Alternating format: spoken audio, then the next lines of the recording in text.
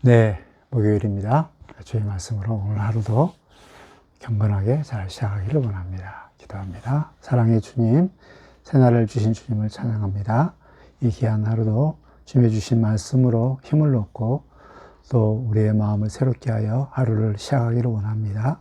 성령께서 주의 말씀이 우리의 빛이 되게 해주시고 또 영의 양식이 될 수 있도록 감동 감화시켜 주옵소서. 예수님의 이름으로 기도드립니다. 아멘. 오늘 읽을 말씀 요한계시록 8장부터 12장까지 말씀입니다. 8장부터 11장까지를 주로 다루고 12장은 내일 이렇게 한 섹터로 이렇게 다루면 좋겠습니다. 왜냐하면 8장부터 11장까지가 두 번째 일곱 재앙, 나팔 재앙에 관련된 내용이 8장부터 11장까지 들어있기 때문에 그렇습니다. 그 8장부터 11장까지는 이렇게 두 번째 재앙인 나팔 재앙에 대한 이 부분인데, 우리가 먼저 그 인재앙, 나팔 재앙, 그리고 대접 이 재앙의 세 가지 이것이 이렇게 인재앙이 끝난 다음에 그 다음에 나팔 재앙이 시작되고 그 다음에 나팔 재앙이 끝난 다음에 이렇게 대접 일곱 심판이 재앙이 시작된다는 이런 게 아닙니다. 이것은 동일한 사건인데 이것을 세 가지 관점에서 반복적으로 보는 것이고 또 더 추가되는 또 점층적인 이런 관점에서 이것을 봐야 됩니다. 왜냐하면 인나팔이나 또 인재앙이나 나팔재앙 다 끝나고 나면 완전히 다 끝나거든요. 특히 이제 오늘 나팔재앙 같은 경우는 우리 하나님의 나라가 이제 완성되거든요. 그 11장에 보면. 근데 다시 나중에 이제 그 대접 재앙이 시작되는 것을 볼 수 있습니다. 다 시작됐는데, 다 승리를 다 했는데, 어떻게 다시 또 대접, 이 나팔이 시작되는가. 그래서 시간적으로, 순서적으로 이 재앙이 일어난다는 것은 해석상으로 어려움이 있기 때문에, 하나님께서 이제 계속 반복되는 그 기간이 있죠. 42개월, 또 3년 반, 1260일. 이 기간은 바로 어떤 의미냐면, 예수님께서 초림한 이후에 재림할 때까지의 그 기간, 한시적인 이 기간들을 늘 말을 하고 있습니다. 그래서 인재앙이나 나팔재앙이나 또 대접재판 이 모든 것들은 하나님께서 예수님께서 초림과 재림 사이에서 이루실 하나님에 대한 심판, 또 재앙에 대한 관련된 이 기간으로 그 기간 동안 우리 예수님의 초림과 재림 사이에 교회가 어떻게 이러한 그 재앙 앞에서 또 이러한 역사적인 하나님의 구속 계획 가운데서 어떻게 자리매하고 어떻게 살아야 되는가에 대한 이런 교훈적인 내용들이라는 것을 우리가 먼저 생각했으면 좋겠습니다. 일곱 나팔의 일곱 재앙의 첫 시작은 먼저 일곱인 재앙이 끝난 다음에 한 30분 정도 이제 쉼을 갖습니다. 이것은 시간적인 30분이 아니라 어느 일정 기간 동안 긴장 고조와 또 어떤 템포의 극적인 효과를 위해서 30분 동안 쉼을 갖습니다. 그러고 나서 중요한 게 성도의 기도가 나옵니다. 천사가 금향로에 성도들이 땅에서 사는 성도의 기도를 하나님 보좌에 다 가지고 갑니다. 그리고 나서 중요한 것은 그 기도가 올라간 이후에 이제 일곱 나팔의 재앙이 시작되는 것을 볼 수가 있는데, 여기에서 기도의 중요성들을 합니다. 즉, 이 기도는 하나님께서 일곱 나팔 재앙을 시작하게 만드는 이런 동기를 가져주는 거예요. 이 땅에서 하나님의 교회가 복음을 전하면서 고통당하면서 하고 있는 그런 하나님 앞에 간절한 이 기도, 이 기도를 들으시고 이 땅 가운데 그 악의 세력들을, 이렇게 세상들을 심판하기 위해서 일곱 나팔재앙을 한다는 것을 볼 수가 있습니다. 여기에서 하나님께서는 우리 인간들, 성도들의 이런 기도를 함께 사용해서 그것을 참작해서 하나님의 구원 역사들을 이루어 가신다는 것을 우리가 볼 수가 있습니다. 여기에서 정말 기도가 얼마나 거룩한 일에 참여할 뿐만 아니라 하나님께서 우리를 귀한 동역자로 보는가를 알 수가 있습니다. 하나님의 동역자는 기도하는 자입니다. 그리고 기도하는 자들의 기도를 들으시면서 이 구원 역사들을 진행해 가신다는 것을 알 수가 있습니다. 기도하는 자, 하나님의 동역자이고 하나님의 그 구원 역사 진행 과정 가운데 참여자로 만든 게 바로 기도하는 자의 의미입니다. 우리 이러한 기억을 하면서 우리가 드려진 이 기도가 천사들의 금향로에 담아서 하늘 보좌에 올라간다는 사실을 기억하면서 정말 복음을 전하면서 또 거룩한 길을 가면서 힘들고 어려운 이런 일이 있을 때마다 하나님 앞에 기도하는, 또 기도하면서 하나님의 구원 사역들을 이루어갈 수 있는 그런 멋진 기도의 용사가 되시기를 주의 이름으로 축복합니다.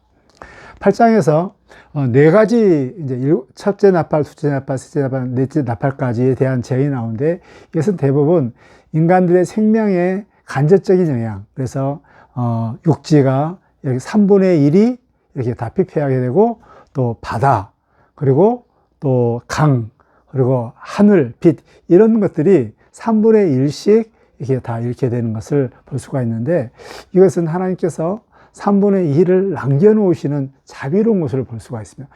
이렇게 3분의 1을 심판하면 이 땅에 있는 사람들이 회개를 하고 돌이켜야 되는데 돌이키지 않습니다. 이것은 곧 하나님께서 저들에게 다시 한번 회개할 수 있도록 기회를 주시는 것을 우리가 볼 수가 있습니다. 하나님은 정말 자비로우시는 분이라는 것을 우리가 알 수가 있죠. 그리고 이제 9장에서는 이제 그 5번째, 6번째 이 7 나팔 재앙이 나오는데, 여기에는 황충의 이러한 그 무서운 황충과 또 큰 군대로 인해서 사람을 이제 죽입니다. 생명을 죽이는 이런 일들이 일어나는데 굉장히 자세하게 이렇게 나타나죠. 정말 이러한 이런 것들을 또 하나님께서 이런 악의 세력들이지만 하나님께서 그들을 제한적으로 하나님의 손아귀 안에서 이런 악의 세력들을 이렇게 사용하시고 운행한다는 것을 우리가 기억하면서 하나님의 이 악의 세력도 하나님의 손에 있다는 것을 기억하면서 우리가 악의 세력을 두려워할 필요가 없다는 것을 우리가 알 수가 있죠. 이제 중요한 것은 마지막 7 나팔 재앙이 있기까지 삽입에 대한 내용이 나옵니다. 삽입에 대한 이 내용들은 이제 그 10장에서 바다와 땅을 딛는 천사가 나타나서 요한에게 이 두루마리를 먹으라. 그것을 먹고 너는 모든 열방과 만방에게 애언을 하라 라고 합니다. 그리고 이 두루마기를 먹을 때는 입에는 달지만 그러나 속이 정말 쓰리다 라고 이렇게 합니다. 이것은 결국 이 땅에 있는 사람들이 이 복음을 전해야 된다는 것을 우리가 알 수가 있는데, 그리고 나서 이제 11장에서 보면 여기에 성정, 이제 11장에 또 삽입 가운데 성정을 측정하는데 밖에는 하지 말고 안쪽만 이렇게 측정을 하도록 하는데, 이 측정이라는 것은 항상 보호의 일하는 개념이 있습니다. 그래서 하나님의 진정한 교회를 이렇게 보호한다는 의미가 있고, 또 여기에 또 두 증인이 나오죠. 예, 두 증인이 나오는데, 이 두 증인은 스가랴에서 나오는 이런 이 증인을 알 수가 있는데, 이 증인은 하나님의 성령의 기름을 받고 복음을 전하는 자들의 이러한 진정한 교회의 이런 모습들을 말을 하고 있습니다. 그런데 이 교회가 정말 핍박을 받습니다. 고통을 받습니다. 그리고 죽임을 당합니다. 그리고 3일 반 만에 다시 살아납니다. 그리고 승천을 합니다. 그런데 이것은 예수님께서 이 땅에 내려오셔서 했던 모든 삶의 사역들을 그대로 재현한 것을 볼 수가 있습니다. 즉 이것은 진정한 두 증인, 즉 교회는 우리 예수님께서 전했던 복음을 전할 뿐만 아니라 예수님이 가셨던 그 길들을 그대로 따르게 된다는 것입니다. 근데 더 중요한 것은 이 두 증인이 죽고 그 다음에 고난당하시고 죽고 부활하고 승천한 다음에 그때 일곱 나팔 재앙이 나오는데 이 일곱 나팔 재앙을 통해서 이제 하나님 나라가 완성되는 것을 볼 수가 있는데요. 이것은 정말 이 두 증인, 특히 교회, 그리고 10장에서 사도 요한이 두루마리를 먹고 복음을 전하는 것들 동일한 같은 의미거든요. 정말 초림과 재림 사이에 정말 요한과 또 진정한 증인, 이 두 증인이라는 것은 항상 증인은 객관성을 요구하는 것입니다. 그래서 혼자 하면 이것은 좀 객관성이 없지만 둘이 했을 때 확실한 것을 알 수가 있기 때문에 두 증인을 세운 거거든요. 이제 복음을 전하는 참된 교회, 이 교회의 이러한 이 사역을 통하여서 이제 하나님 나라가 완성된다는 것을 우리에게 알려주고 있고요. 또한 이것을 전하는데 성전을 보호하듯이 참된 복음을 전하는 이 교회를 지켜주고 보호해준다는 것입니다. 이 고난과 핍박들을 면제한다는 것이 아니라 고난과 핍박 가운데 저들을 보호한다는 의미가 있고, 또 비록 죽임을 당합니다. 제한적으로, 그 126일 그리고 42개월 이런 이 제한적으로 예수님이 초림과 재림 사이 그때 교회가 핍박을 받고 죽임을 당하고 그 다음에 다시 살아나면서 다시 승천함을 하는데 뭘 하면서 이런 고난을 당하는가? 복음을 전하면서. 이 복음을 전함을 통하여서 이제 이 하나님 나라가 완성되는 예수님의 재림이 나타나는 것을 알 수가 있습니다. 그래서 뭐 이것은 전체적인 큰 성경의 흐름과 같은 맥락이죠. 땅 끝까지 복음이 전해졌을 때, 모든 민족에게 복음이 전했을 때, 그때 우리 주님께서 오신다는 이런 맥락과 동일하는 것이죠. 정말 여기에서 예수님의 초림과 재림 사이에 우리들, 교회가 어떻게 살아야 되는가 분명한 사명들을 우리에게 알려주고 있습니다. 그 교회는 하나님의 복음을 전해야 됩니다. 그리고 예수님의 가셨던 그 길들을 삶을 그대로 재현을 해야 됩니다.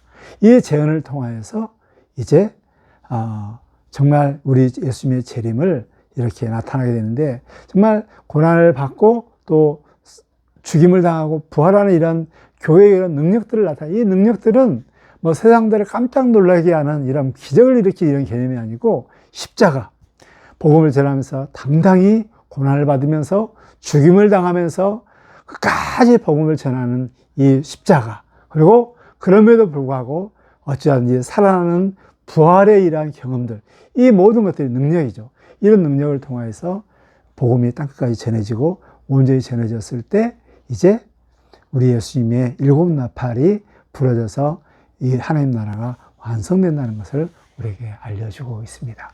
오늘 말씀을 통하여서 예수님의 재림과 초림과 재림 사이에 있는 우리들이 마땅히 해야 할 것들, 3분의 1을 남겨놓고 3분의 1만 이렇게 다 재앙을 통하여서 해주는 하나님의 의도, 즉 모든 사람들이 죽게 다 돌아와 회개하기를 원하시는 그 하나님의 마음을 알고 그렇게 하도록 하기 위해서 남은 자들 교회를 통해서 힘써 복음을 전하도록 이렇게 우리에게 요구를 해 주십니다. 그리고 우리에게 부탁하십니다.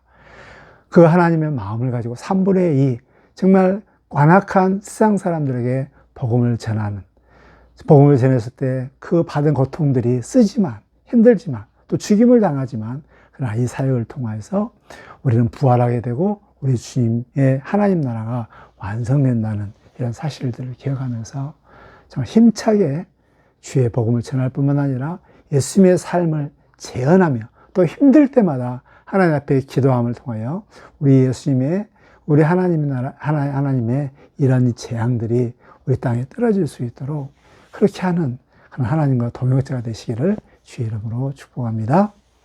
하나님 우리 아버지, 요한계시를 통하여서 초림과 재림 사이에 사는 우리들이 어떻게 살아야 될 것인가를 다시 한번 알려주셔서 감사합니다. 고난이 있습니다. 힘듦이 있습니다.